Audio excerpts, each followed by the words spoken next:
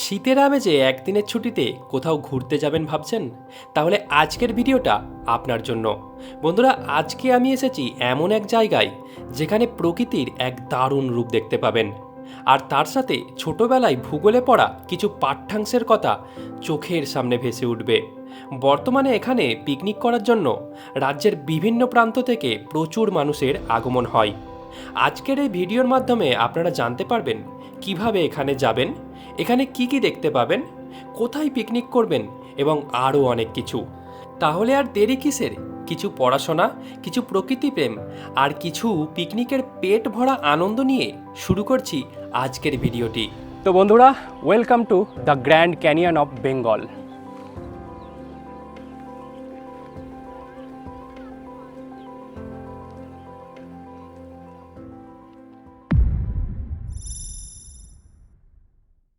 ঘড়িতে এখন বাজছে সকাল 8:30 আর আমরা বেরিয়ে পড়েছি পশ্চিম মেদিনীপুরের গড়বেতা। তো চলুন যাওয়া যাক।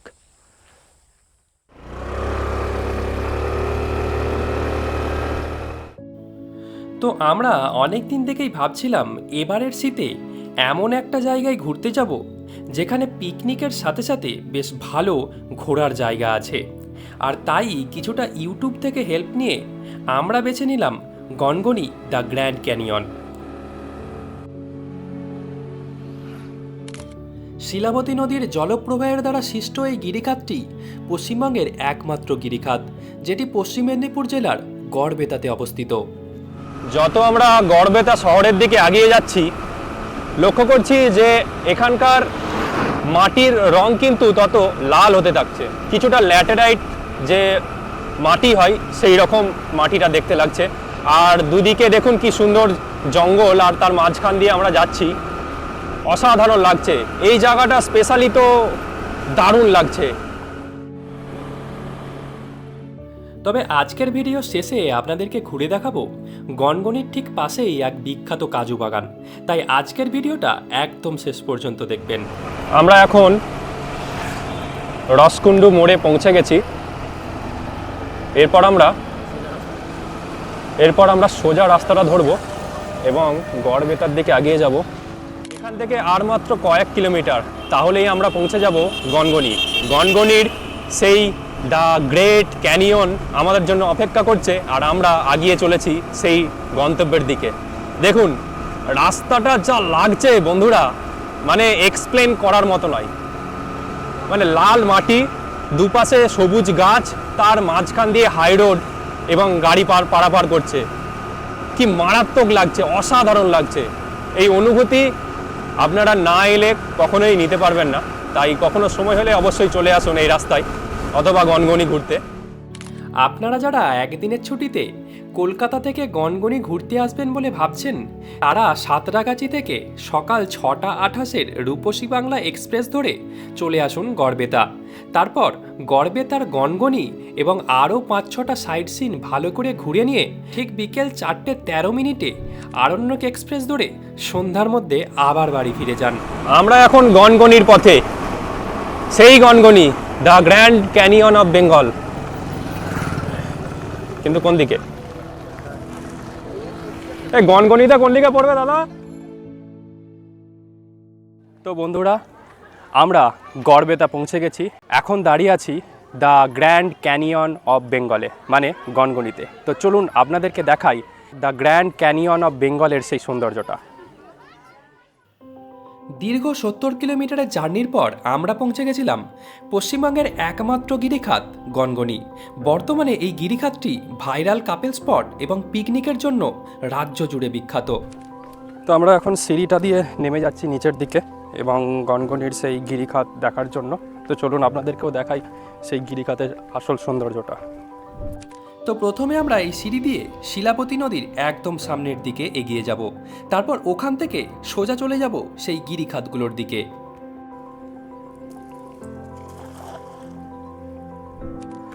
তো আমরা শিলাবতী নদীর একদম পাশে আছি। এখানে এসে এখানকার সবথেকে আগে যেটা দেখতে পেলাম, শিলাবতী নদীতে কিছু কাকু মাছ ধরছে, অসাধারণ লাগছে দেখতে। তো চলুন আপনাদেরকে গিরিখাতটা দেখাই ভালো করে। তো একদম শিলাবতী নদীর সামনের দিকে আমরা গেছিলাম, তো এবার ওপরের দিকে উঠছি। এবার আমরা যাব ঠিক ওই জায়গাটায়। দেখুন কি সুন্দর লাগছে এখান থেকে। যদিও আমরা সূর্যের অপোজিটে ক্যামেরাটা ধরেছি, তাই কিছুটা হয়তো অন্ধকার দেখাবে আপনাদেরকে, কিন্তু খালি চোখে দারুণ লাগছে। চলুন যাওয়া যাক ওখানে। ল্যাটেরাইট মাটির ওপর প্রাকৃতিকভাবে তৈরি এই গিরিখাতটির সৌন্দর্য যে এত অপূর্ব হবে তা আমি কখনো স্বপ্নেও ভাবতে পারিনি। তাই তো যখনই এটার সামনাসামনি হলাম আমি তো পুরো স্তব্ধ হয়ে গেছিলাম। ওহো হো হো, এই জায়গাটা দেখ।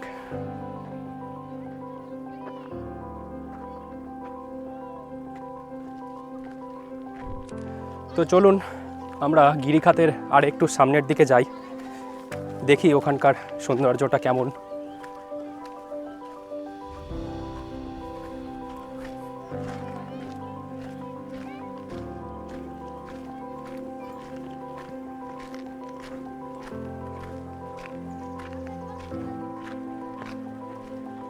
হো হো হো হো, দারুণ লাগছে এখানটা। দেখুন শুধু একবার।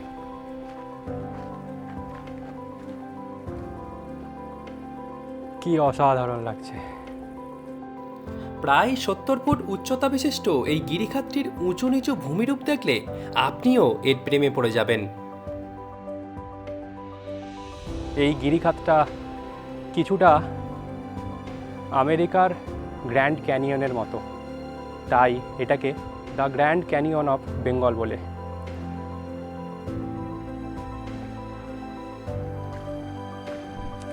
বন্ধুরা, এখনও যদি আপনি এই ভিডিওটা দেখছেন তাহলে প্লিজ একটা কমেন্ট করে আমাদেরকে জানান এই ভিডিওটা আপনাদের কেমন লাগছে।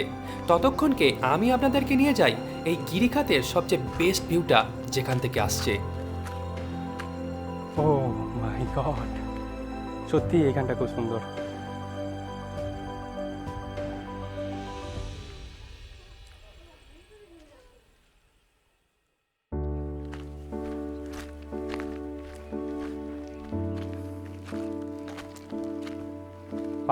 এই জায়গাটা পুরো গনগনির মধ্যে সবচেয়ে সুন্দর জায়গা।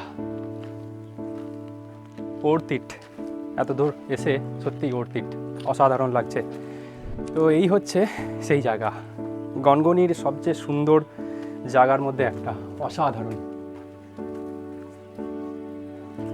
ভূগোলে আমরা পড়েছিলাম যে গিরিখাতের কথা, ঠিক এখানে শিলাবতী নদীর নিম্ন গতির ফলে এই গিরিখাতের সৃষ্টি হয়েছে, যেটা বর্তমানে the grand canyon of Bengal নামে পরিচিত।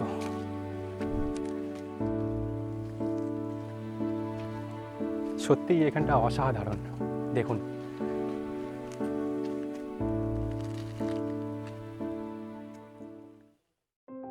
তো বন্ধুরা, ঘড়িতে এখন প্রায় দুপুর 1টা আর আমাদের গিরিখাত ঘোরা কমপ্লিট হয়ে গেছে। এখন আমরা উপরে যাব এবং গনগনি পার্কের সেই বিখ্যাত ওয়াচ টাওয়ারে উঠে একদম ওপর থেকে সব কিছু দেখব। তো চলুন দেখি ভিউটা কেমন লাগে। এবার আমরা সিঁড়ি দিয়ে ওপরে উঠব, এই সেই বিখ্যাত সিঁড়ি। এই সিঁড়িটা দিয়েই ওপর থেকে নিচে গিরিখাতে নামতে হয়। কিরে? হ্যাঁ ভালো তো, তুই ভালো তো? কি নাম রে, কি নাম রে? অর্ণব বেরা। হ্যাঁ ভালো আছি। সুজয় বেরা। এই তোর নাম কি? এই শাবাশ, জিও। বাচ্চাগুলো দারুণ না? ওরা স্কুল থেকে গনগনি ঘুরতে এসেছে, তাই ওদের সাথে একটু পরিচয় করে আমরা আবার চললাম ওপরের দিকে। ও, এখানটা উঠতে উঠতেই দম ছুটে যাবে রে ভাই। হ্যাঁ, অনেকগুলো স্টেপ আছে এখানে, হাঁপিয়ে গেলাম। ওরে বাবারে, এরপর আমাদের ওয়াচ টাওয়ারে উঠতে হবে রে ভাই। ফাইনালি আমরা উপরে উঠেছি। নামার সময় অতটা কষ্ট হচ্ছিল না, কিন্তু ওঠার সময় অনেকগুলো স্টেপে উপরে উঠতে হয়েছে, তাই বেশ ভালো রকমই কষ্ট হলো। তো চলুন আমরা এবার যাই গনগনি পার্কের ভেতরে সেই ওয়াচ টাওয়ারটা দেখতে। ওয়াচ টাওয়ার থেকে কীরকম লাগে পুরো দৃশ্যটা, সেটা দেখতেই আমরা ভেতরে যাব। টিকিটটা কর সঞ্জয়।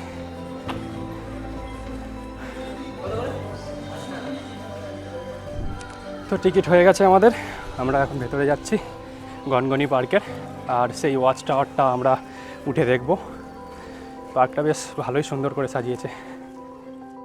গনগনিতে ঘুরতে এসে যদি আপনারা রুম বুক করবেন বলে ভাবছেন, তাহলে গনগনি পার্ক এবং রিসর্টের এই রুমগুলো আপনাদের জন্য বেস্ট অপশন হতে পারে। এছাড়াও এখানে রেস্টুরেন্টে আপনারা সব রকম খাবার পেয়ে যাবেন এবং আপনারা চাইলে রিসর্টের সাথে ডাইরেক্টলি কথা বলে একটা ছোটোখাটো পিকনিকের ব্যবস্থাও করতে পারেন। তো চলুন, আমরা ওয়াচ টাওয়ারের একদম সামনে চলে এসেছি। এবার আমরা ওয়াচ টাওয়ারের উপরে উঠবো।